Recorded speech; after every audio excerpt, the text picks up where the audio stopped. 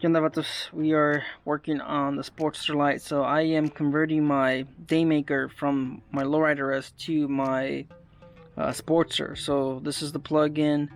This is an H4 to a 4-terminal Softail M8. I'll put it in the description. I can't remember off the top of my head what this is called.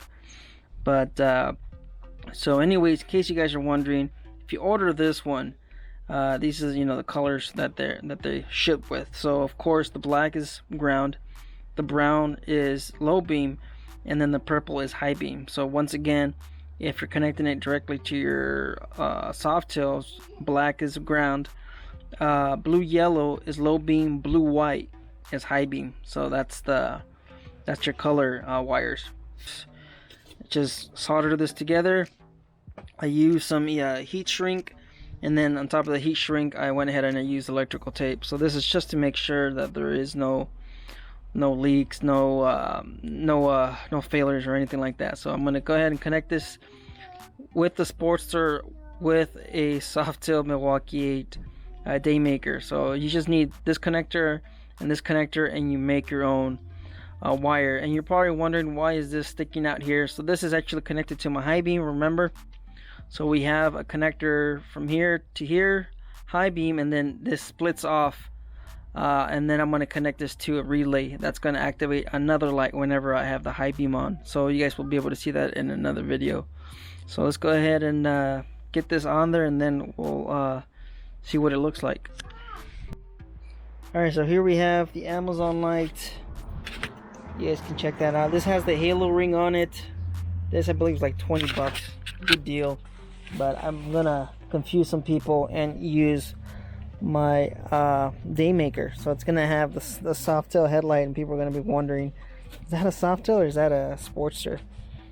Alright, so you guys can see, and there is my light. That's the light that I'm going to redirect to my relay. So let's go ahead and remove this, and you guys will see what's up.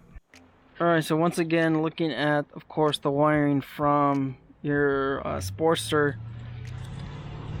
we have the black wire, the yellow wire, and the white wire. There's a bug flying around me, but yes, the yellow wire goes to the top. You guys can see the little cover on the back.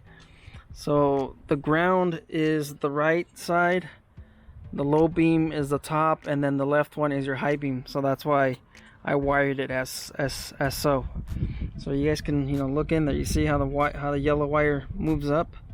So I already used the multimeter and I put it to the test, and I have another video on that in case you guys are wondering how to do that. So let's go ahead and grab the Daymaker. Alright, so now that is connected. You guys can take a look at that. Let me go ahead and turn the ignition on.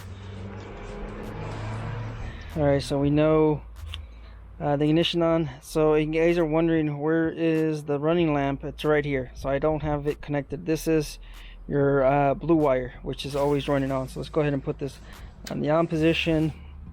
Now we have the low beam. So that's low beam, that is bright. Let's go ahead and switch over to the high beam. There's the high beam. Alright, so that's how you connect your Daymaker on a Sportster, in case you're trying to buy one off Facebook or whatever. So let's go ahead and turn the bike off. And like I mentioned, the reason why I have this out here is, this one is because this is going to be connected to the relay for my light beam. It's only because I'm in California. They're really strict, and I have some stuff on the bike that I'm not supposed to have here in California. So instead of getting a fix-it ticket and then them finding some other stuff for me to fix, I'm going to redirect this and then connect it. And of course this, I'm going to just cut it off, because this I don't need it, because you guys can see the Daymaker tape turns on anyways. Alright, you guys stay out there, stay safe. Later.